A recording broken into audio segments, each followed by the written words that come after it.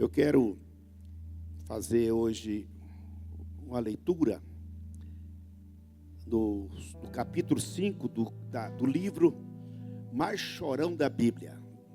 Livro das lágrimas, livro das dores, dos lamentos, dos queixas,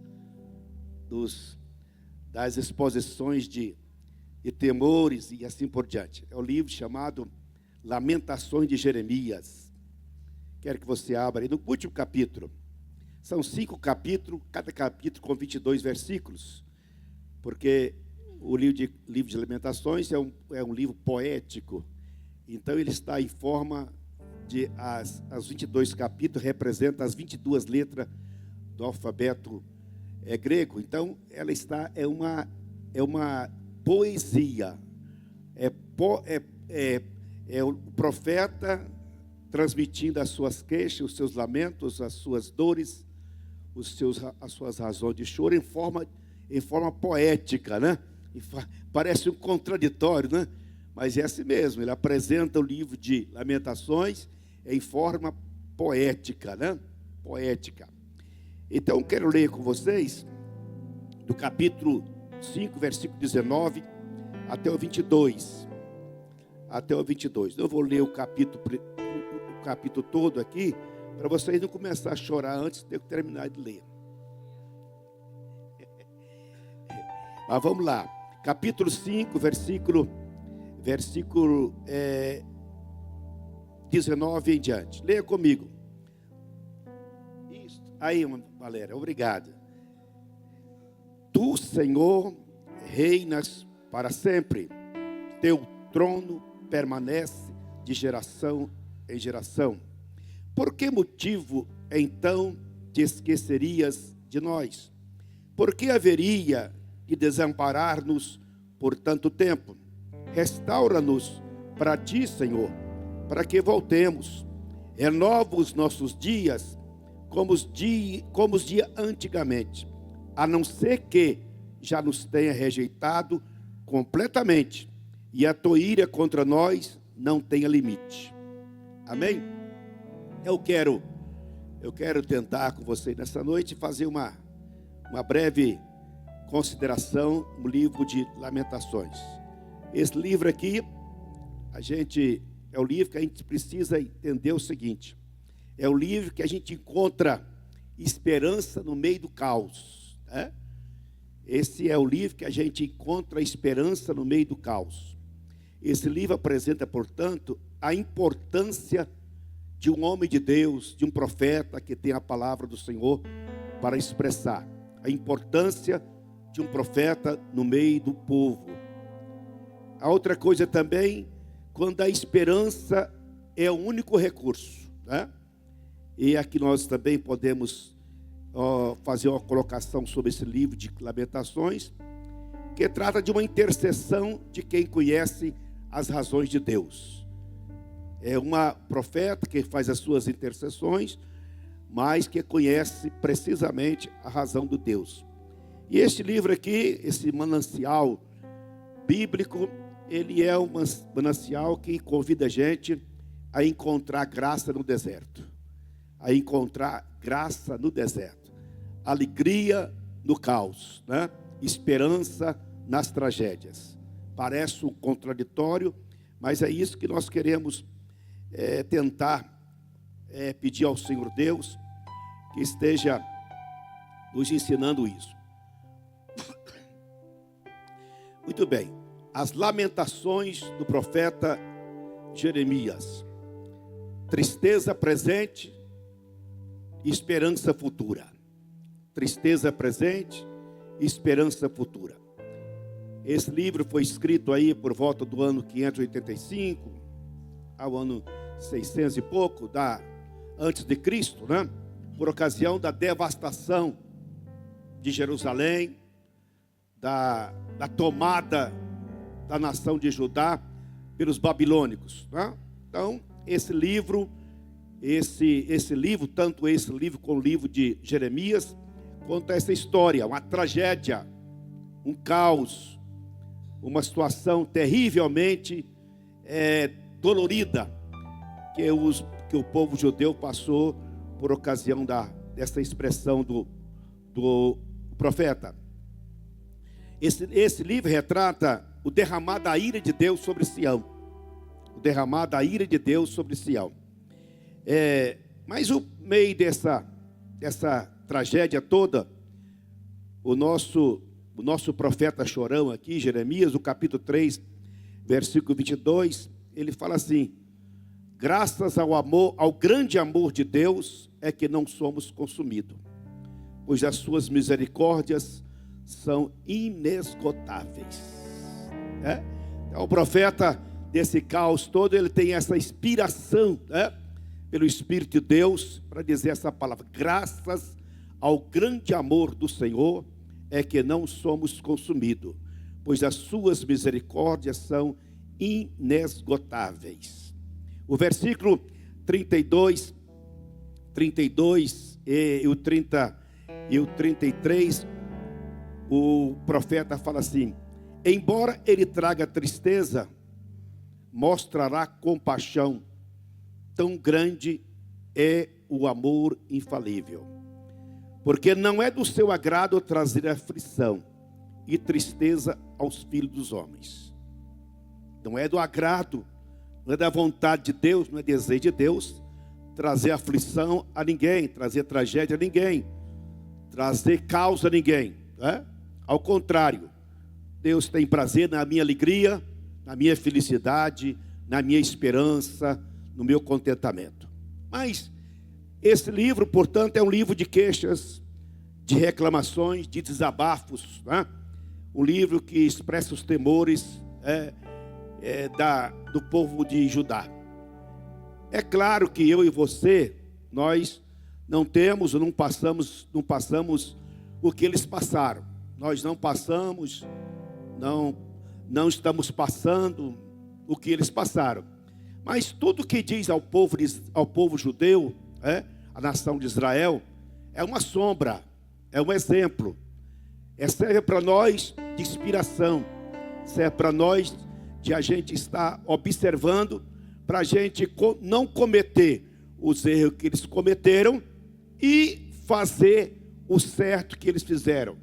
Então, a história do Velho Testamento tem essa intenção, trazer para nós essa inteligência de vida, não cometer os erros que eles cometeram, e cometer os acertos que eles acertaram. Muito bem, mas independente aí dessa comparação, cada um de nós em particular, na nossa privacidade, na nossa pessoalidade, nós temos também nossos reclames, as nossas queixas, os nossos temores, aí precisamos de vez em quando fazer os nossos desabafos, É normal, todos nós somos gente, Somos humanos e não estamos isentos disso tudo, não. Agora, aqui no texto nós estamos diante de calamidades, crises quase que insuportáveis. Estamos diante de uma calamidade, crise quase insuportável. A consequência das tragédias, da devastação, da miséria, das tristezas que esse povo está passando, tudo é consequência. Consequência de quê? Da desobediência. A desobediência, portanto, foi a causa, a razão de tudo que está acontecendo. Aí, a Bíblia, no capítulo 3 de Colossenses, versículos 5 e 6, eles falam para a gente exatamente isso que a gente precisa entender. 5 fala assim, olha, versículo 5: assim faço morrer tudo que pertence à natureza terrena de vocês, imoralidade sexual, impureza, paixão, desejos maus, ganância, que é idolatria. E por causa dessas coisas é que vem a ira de Deus sobre os que vivem em desobediência, as quais vocês praticaram no passado, quando costumavam viver nelas. Mas agora abandonaram todas estas coisas. Então, a consequência das tragédias, a consequência do caos, a consequência das calamidades é consequência, é efeito do pecado, do erro, da falha, da desobediência de todas as pessoas. Está bem claro, lá em Romanos capítulo 1, nós temos lá aquele versículo bem conhecido de todos nós, onde o apóstolo Paulo, escrevendo, ele fala bem claro para a gente sobre isto, não é? Romanos capítulo 1, ele invoca para a gente a razão porque a ira de Deus está derramada. Ele fala bem claro: portanto, a ira de Deus é revelada dos céus contra toda impiedade, injustiça dos homens, que suprimem a verdade pela injustiça. Pois o que de Deus se pode conhecer é manifesto entre eles, porque Deus lhes manifestou. Pois desde a criação do mundo, os atributos invisíveis de Deus, seu eterno poder e a sua natureza divina, têm sido vistos claramente, sendo compreendido por meio das coisas criadas, de forma que tais homens são indesculpáveis, porque, tendo conhecido a Deus, não o glorificaram como Deus, nem lhe renderam graça, mas os seus pensamentos tornaram fúteis e seus corações tornaram obscurecidos. Então, a gente precisa compreender o derramar da ira de Deus, ou a ira de Deus está exposta em consequência de quê? Da falta do homem em render, em considerar a glória, o poder, a pessoa do Senhor Jesus Cristo. Agora, a gente precisa ter também a lucidez que o Deus que ama, o Deus que tem compaixão, o Deus que tem misericórdia, o Deus que tudo vê, tem direito de também irá. E também irá. Há uma ideia, uma filosofia em alguns pensamentos humanos, em algumas religiões, que quer tirar de Deus o direito de punir. O mesmo Deus que recompensa, o mesmo Deus que galardoa, o mesmo Deus que abençoa, é o mesmo Deus que tem também autoridade de punir o homem. Então a punição do homem não é uma coisa que a gente possa estar excluindo da autoridade de Deus. Não, Deus tem autoridade para punir o homem. Agora, o profeta Jeremias, ele exclama as seguintes palavras do versículo que nós lemos aqui. Ele fala: por que motivo então te esquecerias de nós? Por que haverias de desamparar-nos por tanto tempo? Aí, outra coisa, ele invocou: restaura-nos para ti, Senhor, para que voltemos. Outra coisa que ele invocou: renova os nossos dias como os dias de antigamente. Aí ele faz uma observação, uma conclusão perante Deus. Fala assim: a não ser que o Senhor já tenha esquecido e nos rejeitado completamente. Aí ele diz: e a não ser que a tua ira contra nós não tenha fim, não tenha limite, não tenha limite.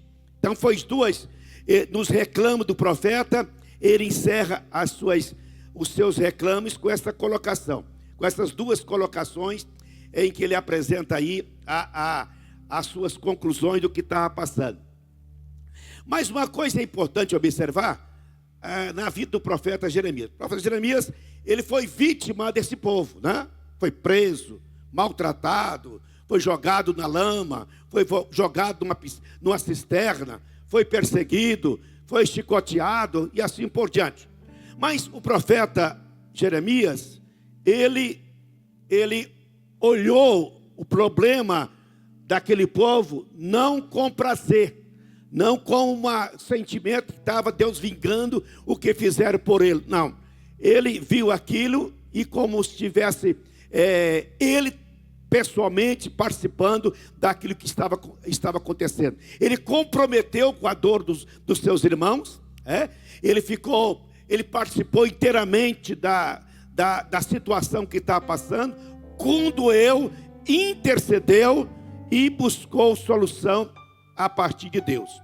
Então esse profeta, no seu período aí que ele assistiu essa devastação, essa tragédia, ele portou com bom senso, ele portou com equilíbrio, com autocontrole, com inteligência espiritual, ele portou com alguém que tem certeza do futuro e tem convicção de que Deus é fiel para cumprir as suas promessas. Que Deus é fiel para cumprir as suas promessas. Então foi esta a convicção disso. Então, este livro, esses 5 capítulos aqui, essas 5 poesias de reclamações, de dores, de lamentações do profeta, ela expressa o seguinte: expressa o povo de Deus encontrando esperança no meio do caos. Sendo a esperança o último recurso deles. O último recurso deles. Agora, o profeta Jeremias estava inteirado disso, porque no capítulo 17, versículo 13 e 15 do livro dele, ele mesmo profetizou, usado por Deus, com as seguintes palavras. Olha o que ele disse. Ele disse assim, versículo 13: ó Senhor, esperança de Israel. Ó Senhor, esperança de Israel. Olha a palavra profética, não é? Todos os que te abandonaram sofrerão vergonha. Aqueles que desviaram de ti terão os seus nomes escritos no pó, pois abandonaram o Senhor, a fonte da água viva.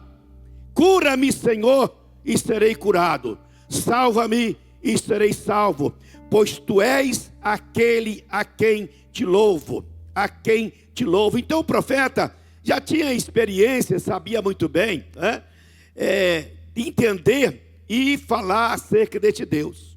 Aí ele fala assim: aos que vivem me dizendo, onde está a palavra do Senhor?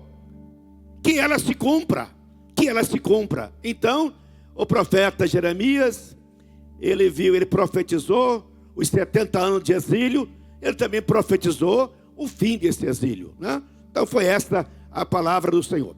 Agora veja bem, a gente precisa observar que a importância, o profeta Jeremias fez valer a sua importância no meio do povo. O profeta Jeremias fez valer a sua importância no meio do povo.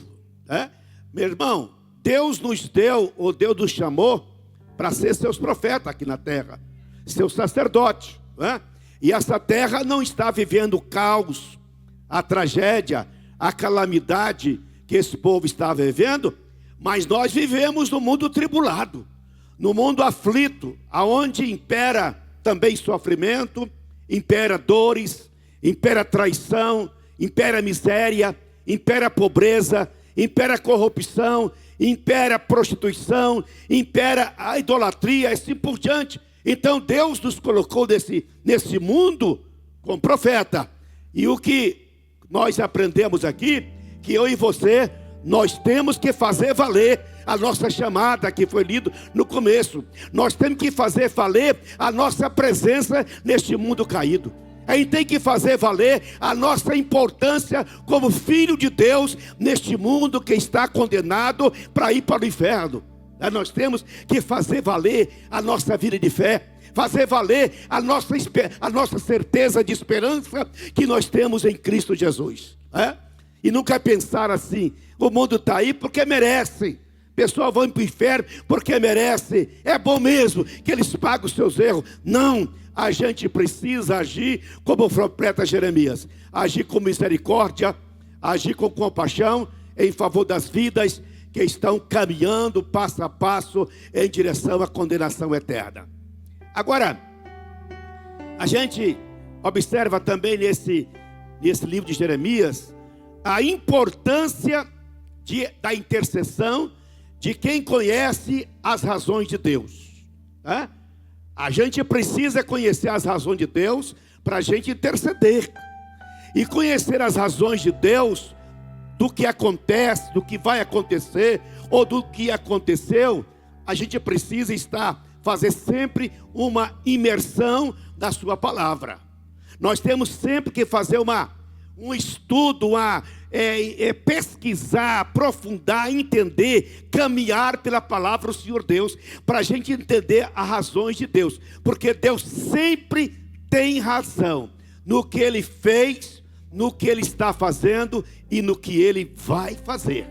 E eu preciso entender as razões de Deus para a minha vida, as razões de Deus para o momento que eu estou vivendo, as razões de Deus para o que está acontecendo no mundo agora. Eu invoco aqui as palavras do profeta Jeremias, no capítulo 29, o versículo 10 e 11. Versículo 10 e 11 do capítulo 29. Diz assim: olha,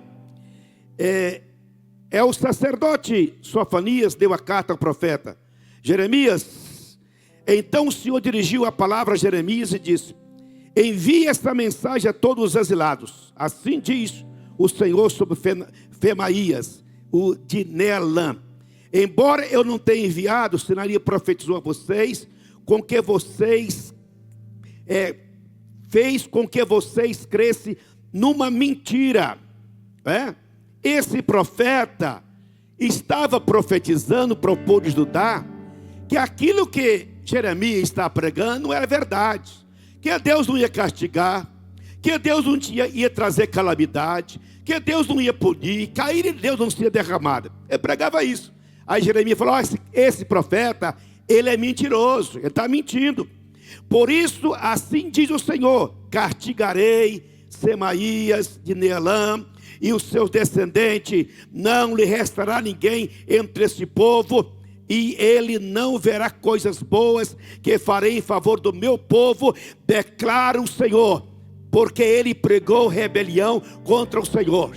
Então, meus irmãos, quando as pessoas, a gente fica aí aceitando as opiniões e aceitando as sugestões, as ideias, os pensamentos de pessoas que querem informar para a gente que esse mundo é uma maravilha, que esse mundo vai ficar melhor cada dia mais, que prepare porque o ano que vem vai ser só beleza, só alegria, só festa. Não iluda com isto é mentira. Esse mundo jaz do maligno e nós precisamos ter consciência disto. Jeremias, ele fala no capítulo 31 e o versículo 26, ele fala bem forte para a gente, versículo 26, 16, 17, fala assim: assim diz o Senhor, contenha o seu choro e as suas lágrimas, pois o seu sofrimento será recompensado, declara o Senhor. Eles voltarão da terra do inimigo, por isso há esperança para seu futuro, declara o Senhor. Seus filhos voltarão para a sua pátria. Então o profeta Jeremias sabia o que estava fazendo. Ele estava profetizando o que ia acontecer, mas estava dizendo: olha só, tem uma coisa, o Deus que permitiu vocês serem exilados, este mesmo Deus vão trazer vocês de volta, e vocês vão desfrutar de paz e esperança. Aí no versículo 23, ele fala também as mesmas coisas, né? De uma forma diferente, mas ele diz no 23, 25 do capítulo 29, ele fala assim: assim diz o Senhor dos Exércitos, o Deus de Israel, quando eu os trouxer de volta do cativeiro. E ele havia profetizado que o cativeiro ia acontecer por 70 anos. Aí diz: quando eu trouxer de volta do cativeiro, o povo de Judá e de suas cidades dirá novamente: o Senhor abençoe, ó morada justa, o monte sagrado. O Senhor viverá em Judá e em toda a sua cidade, tanto os lavradores como os que conduzem os rebanhos. Restaurarei o exausto e sararei o enfraquecido. Aleluia! Sararei, curarei o exausto, o cansado, o oprimido, e também aquele que está enfraquecido. Glória a Jesus. Então Jeremias não entrou na pilha do povo, né? Não entrou no reclame do povo, não entrou na apelação do povo, não. Ele procurou comprometer Deus na questão. Ele procurou envolver Deus naquele problema, como se fosse problema também de Deus, né? Ou seja, o profeta Jeremias, ele quis aqui dizer: olha, Senhor, a solução desse problema te interessa, porque diz a tua palavra. Então, Jeremias sabia muito bem expressar e buscar a vontade de Deus para isso. Agora, veja bem, os porquês que a gente vê aqui nessa expressão do apóstolo. Por que motivo, então, se esquecerias de nós? Duas perguntas ele fez. Por que motivo, Senhor Deus, tu esquecerias de nós? Por que, Senhor, tu haverias de nos desamparar por tanto tempo? Por tanto tempo. Então veja bem, a oração do profeta é essa aqui. O profeta está dizendo que Deus tem motivos para esquecer daquelas pessoas. Deus tem motivo. Em razão de quê? Dos seus pecados, das suas rebeldias e das suas desobediências. Deus tinha motivo para isso. Mas o profeta sabia que as misericórdias do Senhor é maior do que os seus motivos. Está entendendo? As misericórdias do Senhor é maior do que os seus motivos. Segunda coisa, ele fala: porque haveria de desamparar-nos por tanto tempo? O profeta está dizendo que as rebeldias, os pecados deste povo justificava ser desamparados, justificava ser rejeitados. Agora o profeta não estava reclamando isso, estava reclamando do tempo, porque ele sabia que o tempo era 70 anos,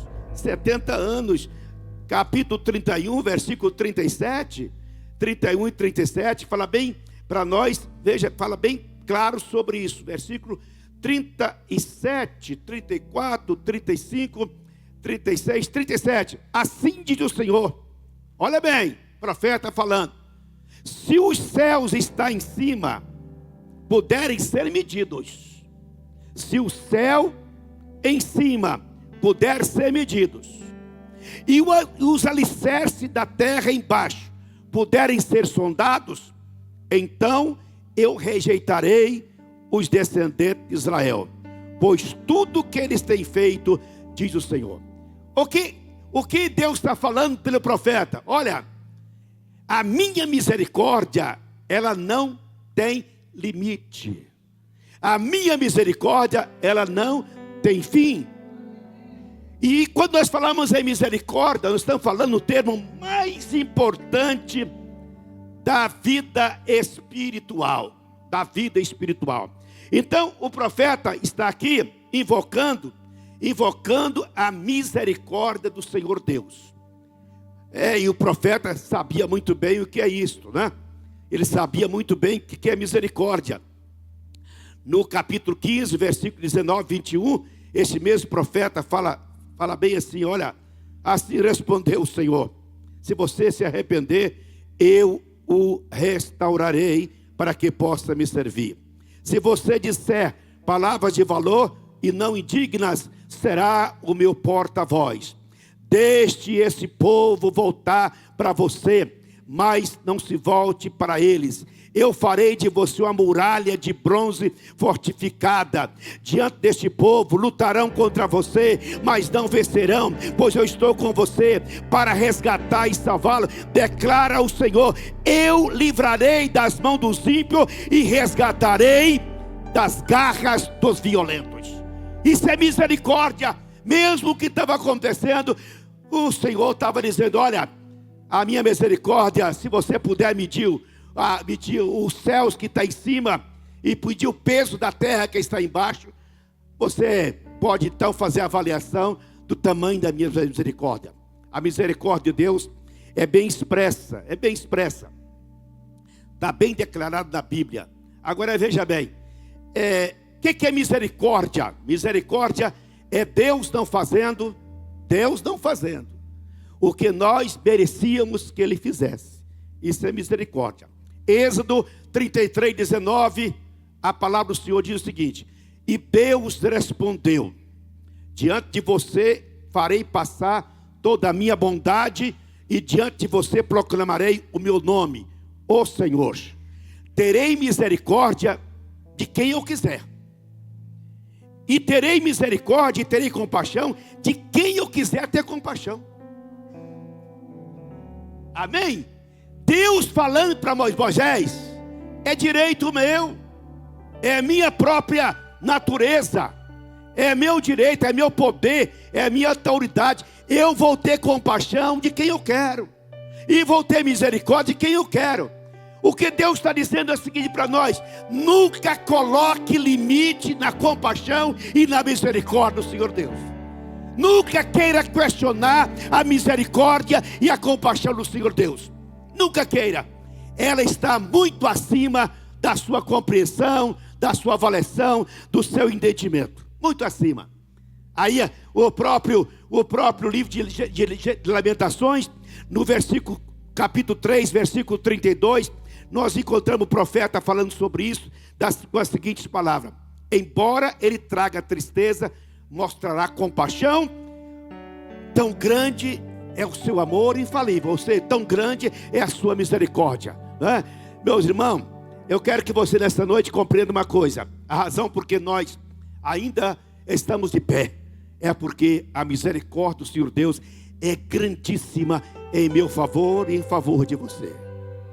Essa misericórdia, o próprio Jeremias falou, ela renova todas as manhãs, ela não envelhece, ela é perene, é constante. Ela é a razão porque Deus continua com a sua promessa para nós e dizendo: vou cumprir na sua vida o propósito pelo qual eu te chamei. Ainda que você desvie, ainda que você afaste, ainda que você se perca, ainda que você corra para o outro lado, eu vou te buscar e trazer para que você desfrute da minha graça e do meu amor infalível. Amém? Aleluia. Agora veja bem, a Bíblia, os Salmos, os livros do Velho Testamento, há uma exaltação, assim, uma invocação muito forte sobre as misericórdias do Senhor, né? Uma expressão bem comum nos Salmos ou nos livros do Pentateuco é: rendei graças ao Senhor. Que mais? Por quê? Outra vez, rendei graças ao Senhor, porque rendei graças ao Senhor, dá glória a Deus, fala aleluia, exalta o Senhor, bendiz a Ele, adore a Ele, porque a sua misericórdia é para sempre. Aleluia, porque a sua misericórdia é o Senhor. Se eu pego o Salmo 136, né? O Salmo 136 é um salmo de louvor, né? Um salmo de adoração ao Senhor. Esse salmo é um salmo, uma exposição, uma exaltação à misericórdia do Senhor Deus. Ele contém no total de 136, total de 26 versículos, né? E ele é um cântico de ações de graça. Aí um grupo falava assim, ó: dei graça ao Senhor porque Ele é bom. Outro dizia: porque a sua misericórdia dura para sempre. Aí outro grupo falava assim, outro lado dizia assim: dei graça ao Senhor, Deus dos deuses, porque a sua misericórdia dura para sempre. Aí outro grupo dizia: dei graça ao Senhor, o Senhor dos senhores, porque a sua misericórdia dura para sempre. Ao único que faz grandes maravilhas, porque a sua misericórdia dura para sempre. E vai, aí versículo 25 fala assim: aquele que dá alimento a todos os seres viventes, porque a sua misericórdia dura para sempre. Dê graça ao Deus dos céus, porque a sua misericórdia dura para sempre. Aleluia. Então é bom cantar as misericórdias do Senhor. Aleluia. Misericórdia. O que é misericórdia? É tratar miseráveis com compaixão. Misericórdia é isso. Tratar miseráveis com compaixão. Isso é misericórdia. Aleluia. Isto é misericórdia. Misericórdia é Deus tratando miseráveis com graça e amor. Isso é misericórdia. Amém? Está me entendendo? É Deus tratando. Vê lá. Vou ler Hebreus 10, 28. Hebreus 10, 28. Aonde apóstolo escrevendo para nós, sobre esse tema, ele fala 10, 28 com a seguinte expressão. 10, 28. Quem rejeita a lei de Moisés morria sem misericórdia, pelo depoimento de 2 ou 3 testemunhas. Quanto mais castigo julga vocês, merece aquele que pisou aos pés do Filho de Deus, profanou o sangue da aliança, pelo qual ele foi santificado, insultou o Espírito Santo. Aí ele fala sobre essas pessoas, aí diz: a mim pertence a vingança, eu retribuirei. E outra vez, o Senhor julgará o seu povo, terrível coisa é cair nas mãos do Deus vivo.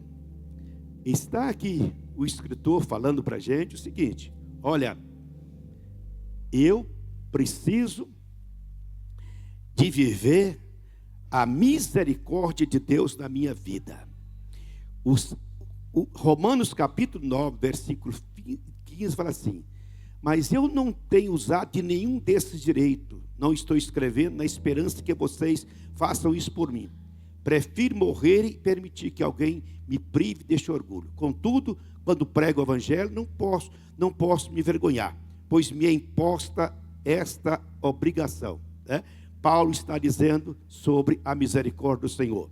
Aí, versículo 11 e 32, também da mesma forma, o apóstolo Paulo está dizendo para nós sobre isso, dessa forma é o seguinte: quando, porém, somos julgados pelo Senhor, estamos sendo disciplinados, para que não sejamos condenados. E isto é misericórdia do Senhor. Então, a misericórdia do Senhor, ela dura até 1000 gerações. Sabe o que é 1000 gerações? Aquilo que nunca acontece, não tem fim. As gerações não vai ser de 1000 gerações. 1000 gerações é aquilo que não tem fim, não tem limite, não tem alcance, não tem barreira. Esta é a misericórdia de Deus. É atributo pessoal de Deus. Deus é bom, Deus é fiel, Deus é santo, Deus é eterno e assim por diante. Mas Deus é misericordioso, compassivo e longânimo. É fiel e entende cada um de nós de forma gloriosa.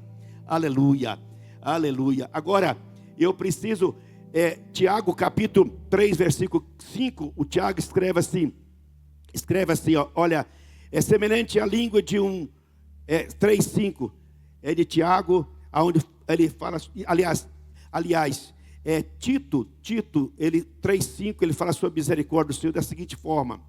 Tito, depois de Filemão, antes de Hebreus, né? Tito, da carta de Tito, aonde ele recebe a seguinte palavra, 3,5, olha o que diz para nós o 3,5, olha assim, olha, ele fala assim: saibam disto, nos últimos dias sobrevirão tempos terríveis, os homens serão egoístas, avarentos, presunçosos, arrogantes, blasfemadores, desobedientes aos pais, ingratos, ímpios, sem amor pela família, irreconciliáveis, caluniadores, sem domínio próprio, cruéis, inimigos do bem, traidores, precipitados, soberbos, mais amantes dos prazeres do que amigos de Deus, tendo aparência de piedade, mas negando o seu poder. Negando o seu poder. Isso é a situação deste povo, irmão. Deste povo. Então, o escritor aqui está analisando a misericórdia de Deus. Agora, é interessante nós voltarmos aqui ao texto de Lamentações, capítulo 5, porque eu quero que vocês tenham uma ideia do que estava acontecendo lá. Vou ler agora o capítulo 5. Prepare para chorar. Vê lá. Capítulo 5. Olha ali, irmã Valéria. Capítulo 5 de Lamentações. Começando primeiro. Veja bem, a situação deste povo. Situação desse povo. Observe. Lembra-te, Senhor, do que tem nos acontecido conosco. Olhe e vê a nossa desgraça. Nossa herança foi entregue aos estranhos. Nossas casas aos estrangeiros. Somos órfãos de pai. Nossas mães são como viúvas. Temos que comprar água que bebemos. Nossa lenha só conseguimos pagando. Aquele que nos persegue está bem próximo. Estamos exaustos e não temos como descansar. Submetemos ao Egito e à Síria para conseguir pão. Nossos pais pecaram e já não existem. E nós recebemos o castigo pelos seus pecados. Escravos dominam sobre nós. E não há quem possa livrar das suas mãos. Conseguimos pão arriscando a vida, enfrentando espada no deserto. Nossa pele está quente como um forno, febril de tanta fome. As mulheres têm sido violentadas em Sião, e as virgens na cidade de Judá. Os líderes foram pendurados por suas mãos. Aos idosos não se mostra nenhum respeito. Os jovens trabalham nos moinhos, os meninos cambaleiam sob o fardo de lenha. Os líderes já não se reúnem junto às portas da cidade. Os jovens cessaram a música. Olha, cessaram a música. Dos nossos corações fugiu a alegria. Nossas danças se transformaram em lamento. A coroa caiu da nossa cabeça. Ai de nós, porque temos pecado. É por esse motivo o nosso coração desfalece, os nossos olhos perdem o brilho. Tudo porque o Monte Sião está deserto e os chacais perambulam por ele. Olha bem, o profeta poetizando a realidade do povo. Aí no versículo 19, ele para e fala assim. Primeira coisa, antes de falar isso. Toda tragédia, todo caos, toda calamidade que acontece com uma pessoa não é culpa de Deus, é sempre culpa dele. Tá? Sempre dele. Deus não tem culpa das suas mazelas. Deus não é culpado das suas tragédias.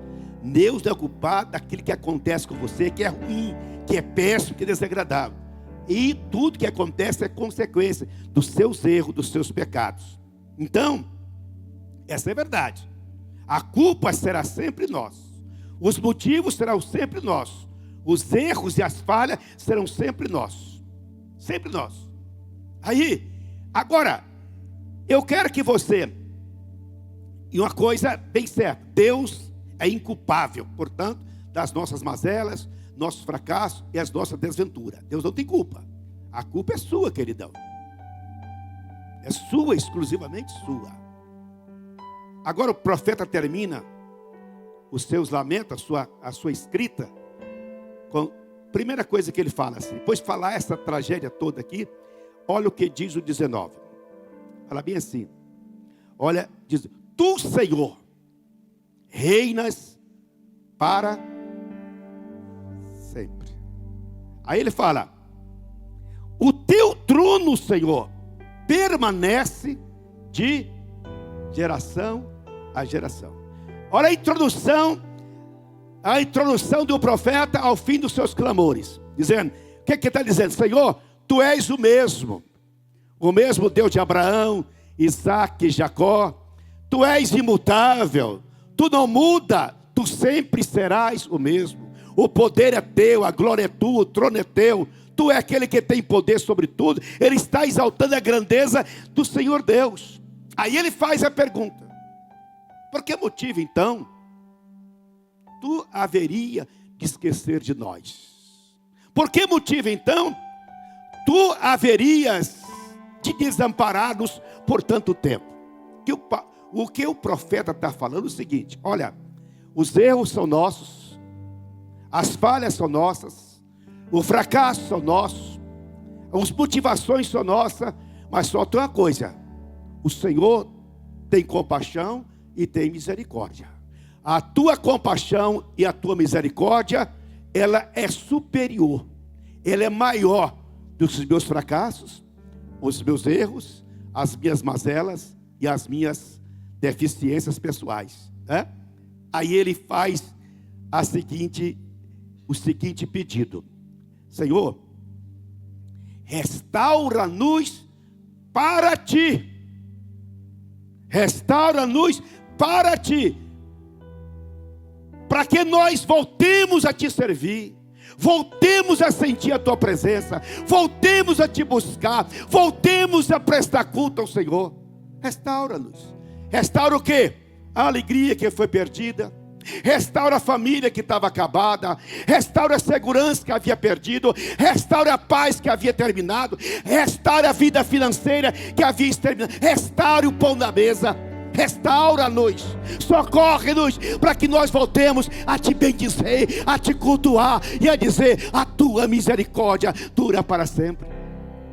Aí ele diz o seguinte: restaura-nos, renova, Senhor, os nossos dias atuais, como aqueles dias que nós não tínhamos nenhuma dificuldade, nenhum problema, a vida era boa, maravilhosa, tudo estava bem, a família estava impecável, não tinha falta de pão na mesa, tinha saúde, tinha alegria. Permita que nós restauremos, renovemos para desfrutar dos nossos dias atuais como os dias de antigamente.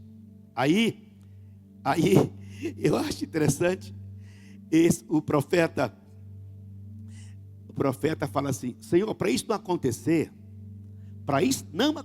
o que nós estamos pedindo, olha a conclusão dele: para Deus não nos restaurar e não nos renovar, só pode ser uma coisa. Primeiro,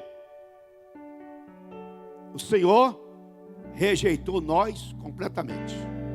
Só se o Senhor rejeitou nós para sempre. Segundo, só se o Senhor, a tua ira, Senhor, contra nós não tem mais limite. Mas, Senhor, se o Senhor não nos rejeitou completamente, se a tua ira não tem limite, nós vamos receber essas bênçãos que nós precisamos tanto: restauração e renovação. Restauração e renovação. Aleluia. Agora, é interessante, ele estava invocando aqui esse Deus que é cheio de compaixão e cheio de misericórdia. Eu não vou me ater mais em fazer algumas colocações aqui, mas, gente, quando Jesus tinha misericórdia de uma pessoa, ou tinha compaixão de uma pessoa, pode acontecer o que acontecer, Ele vai trazer restauração e trazer renovo naquela vida. Se é cura, Ele vai curar. Se é libertação, Ele vai libertar. Então, quando o Senhor Jesus, que é a compaixão de Deus em nós, Jesus, que é o cumprimento da misericórdia de Deus por nós, quando Jesus tem misericórdia da gente e tem compaixão da gente, sai da frente, porque bênção vai acontecer. Amém? Sai da frente, porque bênção vão acontecer. Glória a Jesus. Agora, nessa noite, eu quero afirmar assim para você: em Cristo, em Cristo, você nunca será rejeitado ou rejeitada. Nunca.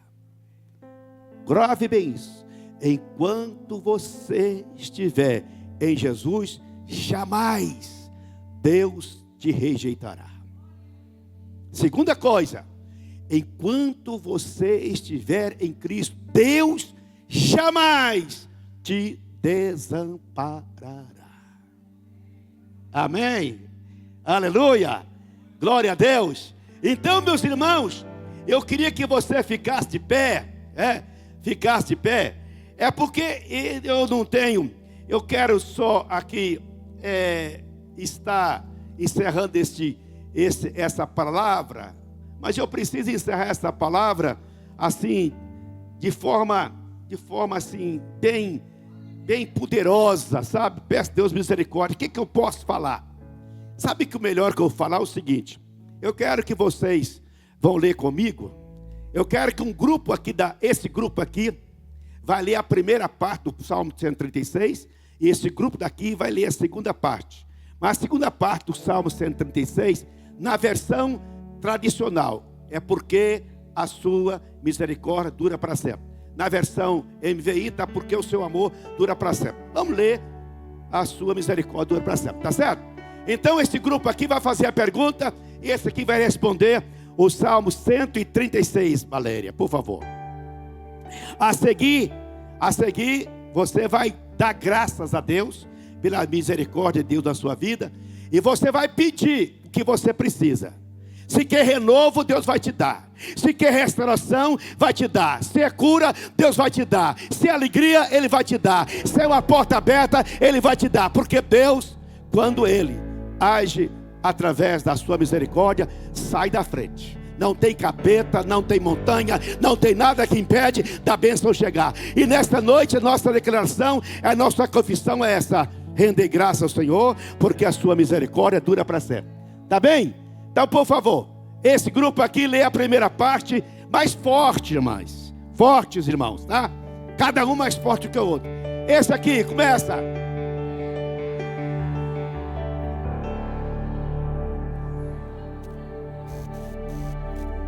Versículo seguinte.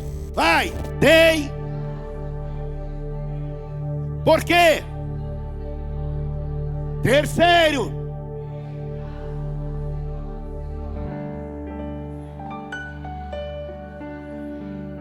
Quarto. Ali alto, por favor.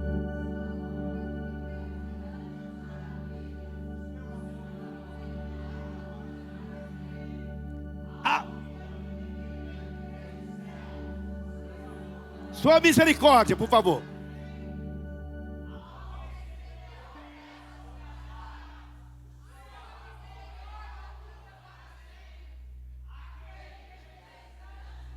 Por quê?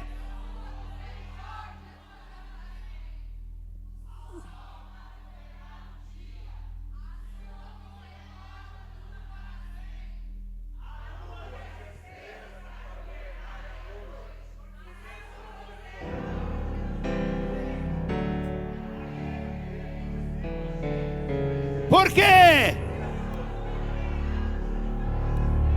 A quem? Por quê? Com mão poderosa e braço forte. Aquele. Por quê? E fez. Por quê?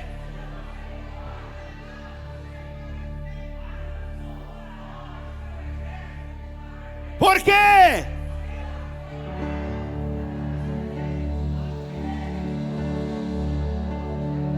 Por quê?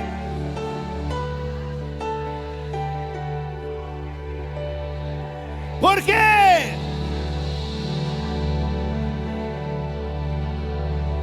Por quê?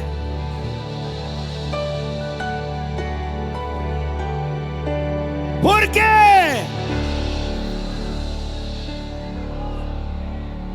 Por quê?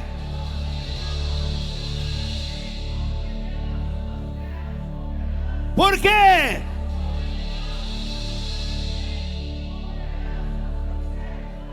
Por quê?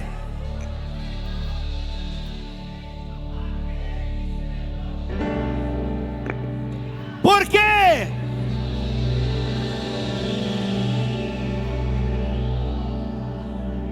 Por quê?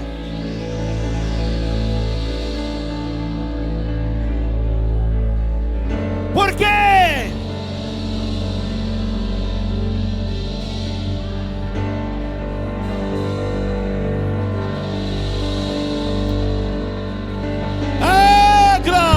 Aleluia. Aleluia. É esse Deus de misericórdia e compaixão que te chama nesta noite, que te convida nesta noite, que pede o coração seu nesta noite, que está pronto a te perdoar, a te restaurar, a te renovar, a te abençoar, a trazer vida sobre você. É este Deus cheio de compaixão e misericórdia. E eu quero afirmar categoricamente, sem reservar: o Deus de toda graça e misericórdia está entre nós. O Senhor te abençoe e te guarde. O Senhor faça resplandecer o seu rosto sobre ti. O Senhor sobre ti tenha misericórdia e te dê a paz. Aplauda o Deus de toda misericórdia e toda graça. Porque Jesus me ama,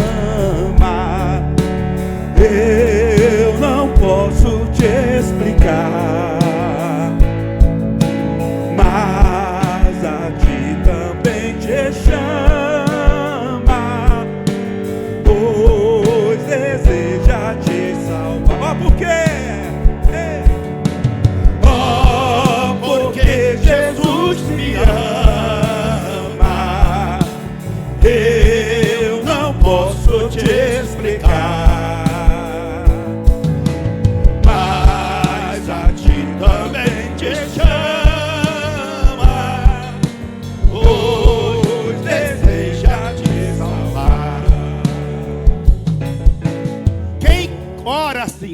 Jesus, filho de Davi, tem misericórdia de mim. Eu quero orar para quem precisa dessa misericórdia na sua vida nesta noite. Sabe, eu preciso da tua misericórdia hoje. Aquele problema, aquela causa, aquela tragédia, aquela coisa anunciada na minha vida, na minha família, tem misericórdia. Deus quer nesta noite manifestar a sua misericórdia em favor da sua vida. Quem quer receber uma oração nesta noite, se quiser recebê-la, por favor, pode vir aqui à frente. Nós temos um prazer de interceder em seu favor, pedir pela sua vida, pedir pela sua casa, pedir pela sua família e assim por diante. O Deus de toda a misericórdia, Ele vai agir poderosamente em favor da sua vida através dessa oração. Acredite, acredite, não questione, não duvide, não duvide. A compaixão de Deus, a misericórdia de Deus é muito maior do que você pode imaginar. E quando Deus tem compaixão de alguém, meu irmão, ninguém vai impedir a obra dele ser feita. Aleluia. Vamos orar. Esse Deus poderoso, Deus que nos ama de forma incondicional, Criador dos céus e terra. Diante de ti, Senhor, estamos nesta noite. A tua igreja, Senhor, está na tua presença clamando por ti. O Senhor que é um Deus bondoso, misericordioso, longânimo, um Deus que não muda, um Deus que, apesar das inconstâncias do homem, sempre depois de uma sentença tem uma palavra de consolo. Mas eu vou restaurar, mas eu vou trazer de volta, mas eu vou fazer, mas eu vou curar. Senhor, nesta noite, perdoa os nossos pecados, as nossas falhas, as escolhas, Senhor, que precipitadamente fazemos sem consultar a tua palavra, consequências que às vezes herdamos, porque com as próprias mãos atraímos a tempestade. Senhor, mas a tua palavra diz: reconheça o Senhor em todos os teus caminhos e Ele endireitará as tuas veredas. Nesta noite, Senhor, olhe para mim, olhe para o meu irmão com um olhar paterno, fraterno, de amor, e endireita as veredas tortuosas, Senhor, da nossa vida. Ilumina, Senhor, o caminho desta mulher, deste homem, desta família, Senhor, para que conforme a Tua palavra nos orienta, possamos correr a corrida que nos foi proposta. Mas Deus, como correr uma corrida que nos foi proposta quando estamos tão pesados, fadigados, frustrados, machucados e decepcionados? Mas é nessa hora, Senhor, que a fé tem que entrar em ação, e nós vamos dizer para nós mesmos: jamais ficará decepcionados aquele que em Ti espera. Portanto, Senhor, volta o Teu rosto para nós e traz a alegria de volta às nossas casas. Senhor, libera-nos novamente a prosperar, que tudo o que fizermos tenhamos a aprovação dos céus, o sim e o amém, Senhor, e que possamos nesta vida cumprir com exatidão a proposta que o Senhor nos chamou. Senhor, portanto, usa a nossa vida, a nossa história como um testemunho, um dínamo do céu na terra. Senhor, toma o Teu lugar na nossa existência, na nossa vida. Assuma o controle, Pai, da nossa história.